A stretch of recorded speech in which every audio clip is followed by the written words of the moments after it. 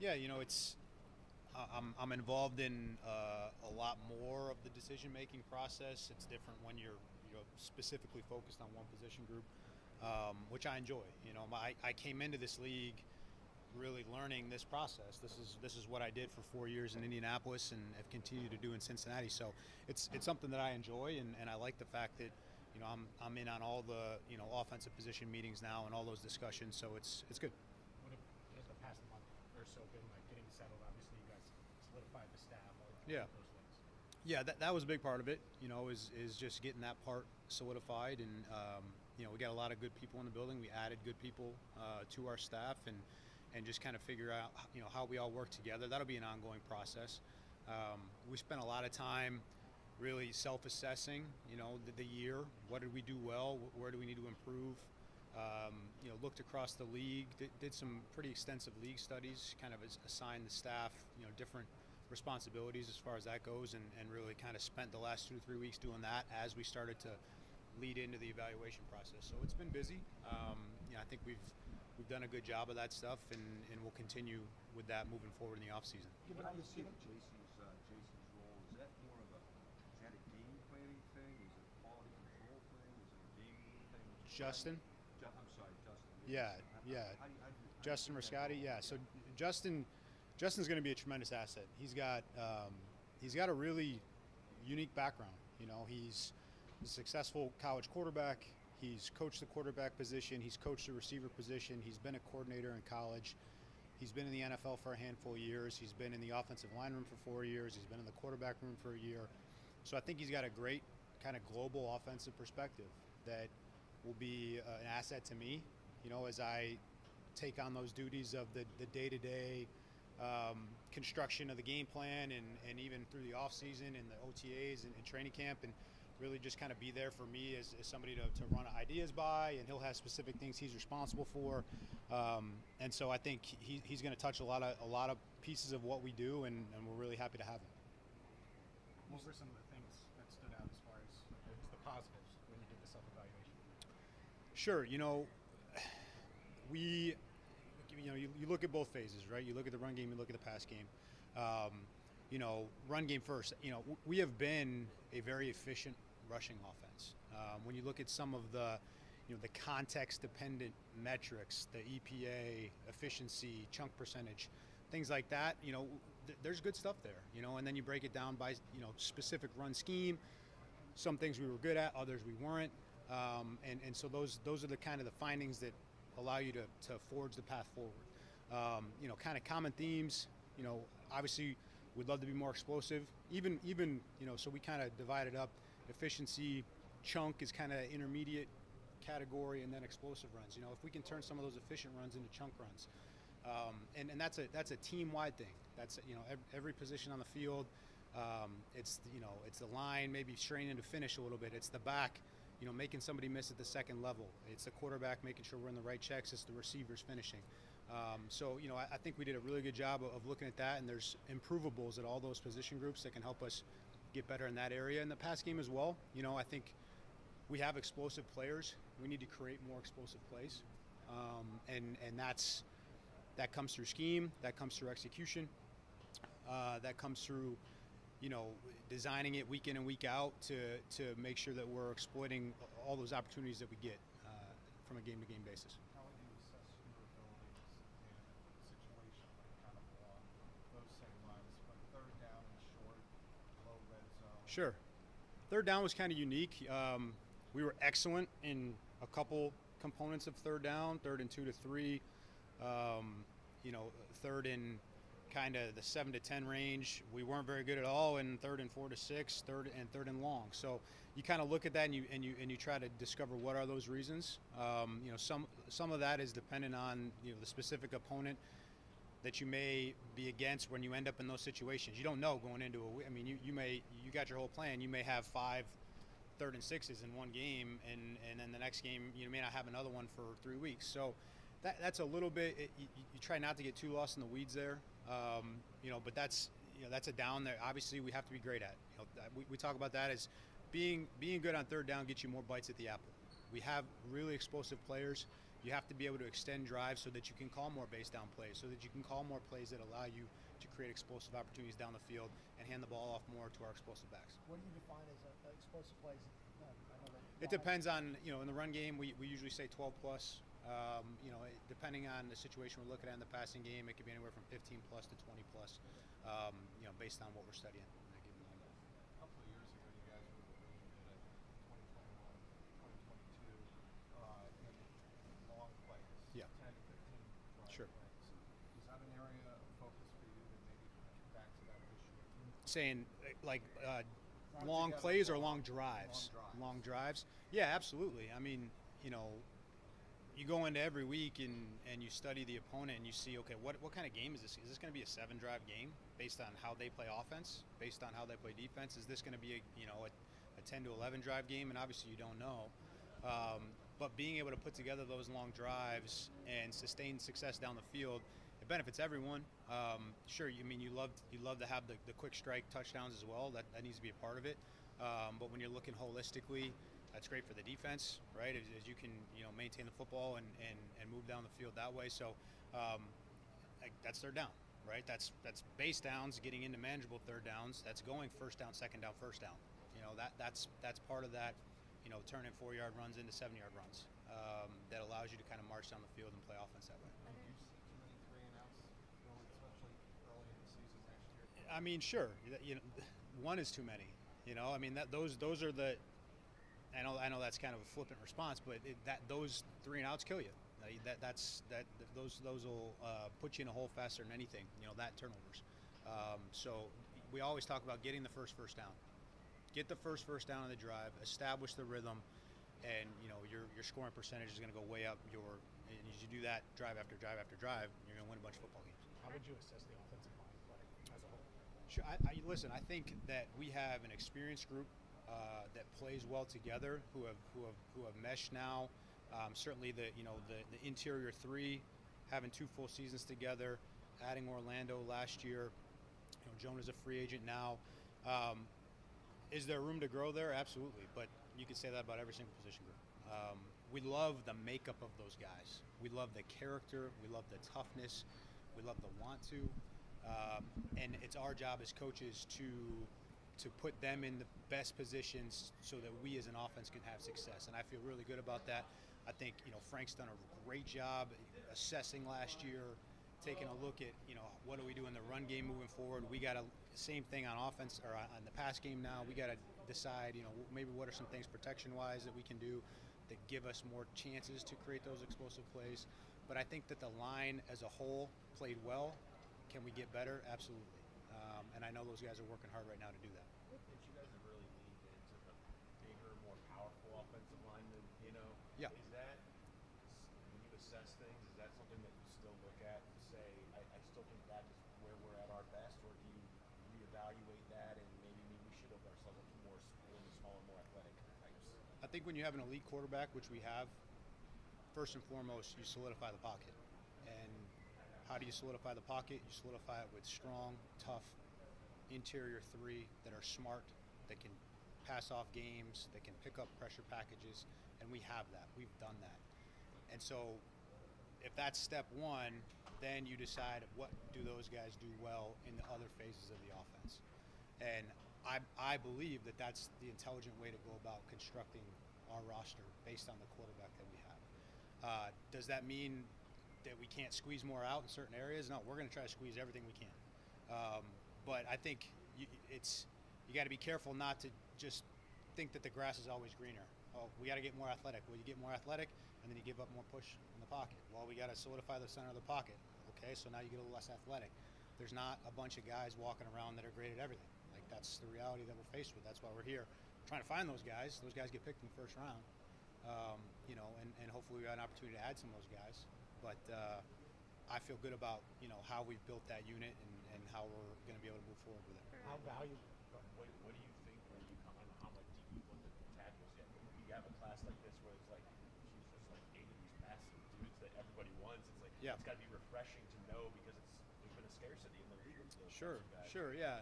I think I'm really now kind of just diving into that, and what I've seen so far is encouraging. I think there's going to be at least a handful of guys at that position that are going to be good pros.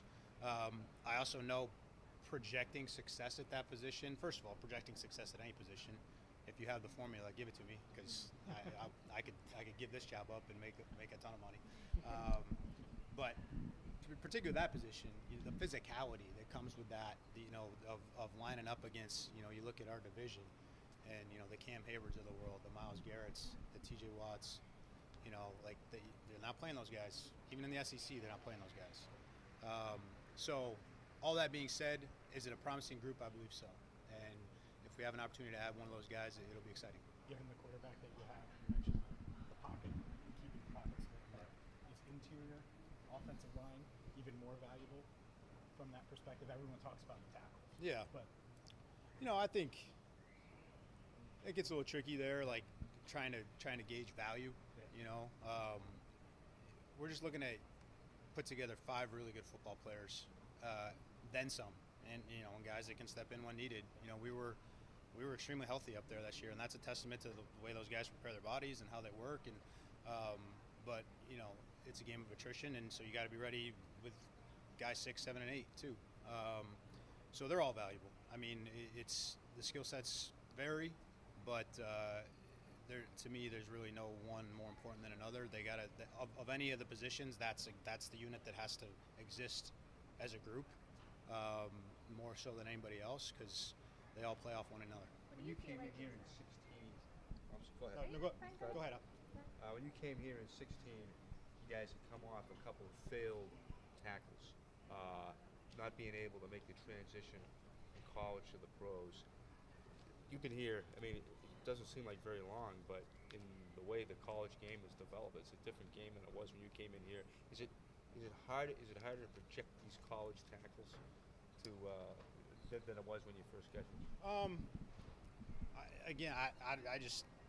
I don't know how much harder. I think it's always hard. I think it's super critical to know the person. I mean, really, how is this guy wired? Like, what does football mean to this guy? And because that's going to tell you a lot about how hard he's going to work when it doesn't go well. But what if he doesn't? Like, he's not used to getting into his stance, or he's coming. Yeah, well, that's part of assessing what he's been asked to do, and then projecting that forward to what we're going to ask him to do. And it's obviously better if you see a guy doing things that we're going to ask him to do. Right. It becomes a greater risk when you're trying to just look at, okay, here's a handful of traits that this person has that may or may not translate to success with what we're going to ask him to do. Sure, you'd rather see him have done it. You know what I mean? And to your point, yeah, maybe there's probably a little bit less of that as we move forward. The college game's gotten a little bit more, unique that way. But there's a lot of pieces to that puzzle, and that's what we're trying to figure out this week. What do you feel like is a fair, not assessment, but the tight end position for you guys is a little bit of a unique situation because of the 2 receivers you have. Like, most NFL teams don't have the luxury of having a number 1 receiver, so then you could say it might limit your tight end production, and even when you had Tyler Boyd too. So, I mean, obviously the franchise tag, everyone said yesterday the goal is for T to be here this year, but what do you feel like is a fair assessment of the way you guys utilize and need or want a tight end in your offense? Yeah, it's a great question. I think there's always room for great players. So the idea that we wouldn't be interested in adding an elite skill set at that position, I don't agree with that. It is about fitting the pieces together, and there's only so many targets, right? And so when you do have 2 explosive outside threats, it's and the resources that have to go into those guys, that's where you start to play the game, that Duke always talks about, with the pie only being so big. But we can. I mean, I think you saw a little bit, like, with Tanner in the second half of the year, like we know how to funnel the ball to the tight end, and so I'm certainly not opposed to a talented player at that position. You need somebody to work the middle of the field, whether that's your slot receiver, whether that's your tight end, whether that's Jamar Chase, formationing him into the middle of the field, T. Higgins for that matter. You got to figure out the best way to do that. And as we see across the league, having a dynamic playmaking tight end can really change your offense. And so that's not something where it's like, oh, we're not interested in that. I mean, now you just got to decide what are you willing to forego to acquire that. but we'll figure out the best way to make it work for us. Given that y'all run 11 primarily, though, how does that having a tight end that's featured? I think most of those teams don't run 11 as much as y'all do. Right. Given how much y'all run 11, having a tight end who's leaned on that much, how does that maybe impact if you get a tight end that way? Do you maybe play more 12? I mean, how does that dynamic work given the way that philosophically y'all play the game? I mean, we're going to be player-centric. So, yeah, we've lined up in a lot of 11 personnel, but I think you'd be hard-pressed to find over the course of the time that Zach's been here, a team that's got 3 better receivers than we've had. So put your 3 best receivers, put your best players on the field. That doesn't mean that if we don't, if we were to acquire a talented tight end, could we play more 12? Absolutely, we could play more 12. We're player-centric. We're gonna put our best guys out there. We're gonna see what matchups we can exploit, and we're gonna do that on a week-to-week basis. So I like playing in 11. I believe in it. I think there's some value in really majoring in a personnel group, but that doesn't mean we can't adjust off of that and modify what we do based on who we have. What do you think receivers, as they come in, and there's really good draft class, but it seems like over the last few years there's been a ton of really good draft classes. Why do you think the quality of receiver that's been available in the draft has been so good? Why have they been ready to play early? I think the passing game probably in general just over the last 10, 15 years has blossomed in the lower levels of football, and so these guys are getting better instruction and they're getting more opportunities to go run routes and catch passes, and quarterback play I would say probably at those lower levels has improved as well, and so that's only going to now push that talent upward, and you're going to end up with more talented guys who are running fast, jumping high, and making plays on the ball. There's a lot of talent there. There has been in recent years. It's you could say the same for this class as well. So we're excited to get to know some of those guys. How open is Joe to, you were talking about how you guys do a league-wide study every year of different trends and things, and last year with kind of the explosion of the pre-snap motion, mostly because of the Dolphins. How open is Joe? I mean, obviously he has his preferences, right? Like we've learned in talking to Brian about how much he prefers to be in the gun, but he will go under center. How open is Joe to having those different conversations every year where it might be not something that he loves to do, but I guess how open is he to maybe evolving as he goes through his NFL career? I think he's very open. I think the biggest thing with Joe, as with all smart players, is just tell me why. Tell me why. If there's a good reason, great, let's go do it. And that's where our relationship is so critical. Is if we see a trend that we want to capitalize on, or if it happens week to week, he comes in on Wednesday morning and we start talking through stuff, and it may be a week where we've got a whole bunch of empty up, and the next week there's no empty up. Joe likes being an empty, so hey, why aren't we an empty this week? Well, Joe, here's 3 reasons why. Okay, I get it. All right, and we're good to go. So that's a kind of a small scale thing. A bigger scale question like you're asking, absolutely, I believe he's open to that stuff. We've had some preliminary discussions on some things. We absolutely will always seek his input because he deserves that. He's earned that. And I've said it before. There's one guy that catches the ball and makes the decisions and moves us down the field, and that's Joe Burrow. So he'll be a part of that process, and he'll absolutely get to weigh in on those things. If you guys move on from TV as a free agent, ideally, what are you looking for in a slot receiver? What are the traits that would best fit this offense? I could paint the perfect one for you. There's not many of them out there. He's big. He's got short area quickness. He's got spatial and coverage awareness. That's a big thing when you play in there. That's what changes, right? Is there's so many more moving pieces when you go inside. And it's not that our outside receivers don't have to be able to read coverage and adjust on the fly, because they do, and they do that really well. But it's just that there's more stuff going on in there, and so you really have to have a great feel for the defense, know how to present to the quarterback in a friendly way, be able to catch the ball off your body. A lot of times quarterbacks, when you're throwing the ball over the middle of the field, you're throwing to spots away from, I talk about throwing it away from color. So like when you're out there, you're seeing flashes of color, right? So you're seeing the opposing defense, the color of that jersey, you're throwing it away, and it may cause a guy to have to reach and grab. So that is a big part of it for me too. So, you can come off of any one of those traits for maybe increased proficiency in another one. But I would say the awareness, the quickness, size is a benefit, and being able to catch the ball off your body. Do you feel like you know what? Do you feel like you know what you have in Charlie, or is it still a little bit unknown because you didn't get to see that much of him? I think we're excited about the possibility of what we have in Charlie, and we're excited to see the strides that he's going to make in year 2. I think there's the history of the NFL is littered with guys that have made huge jumps from year 1 to 2. And Charlie's shown everything from a work ethic standpoint, from how hard he practices, from how important that you feel it is to him, that he's got a chance to make that jump, but Charlie's got to go do it. And so we're excited to see him have a chance to do that. Could Jamad be more of a spot player in the slot? Jamar could do anything we ask him to do. Could he do that like maybe more? Than Sure, what he does? sure. He could do it more. I hesitate to make any big picture declarations as to Jamar Chase is going to play more in the slot, because to me so much of it is just about the week to week and who do we have to exploit that our opponent puts out there, and where does that person line up? Well, yeah, we want to put our best player wherever that's going to be, or it may be schematic wherever we think we can exploit. So I think Jamar Chase has tremendous football intelligence. He's obviously has elite physical skills, and he'll have success wherever we decide to put him. How close do you stay in contact with Joe about where he is in his rehab? And yeah, Joe's in the building every day. We text, I check in, I give him his space. It's the off season; those guys deserve their space.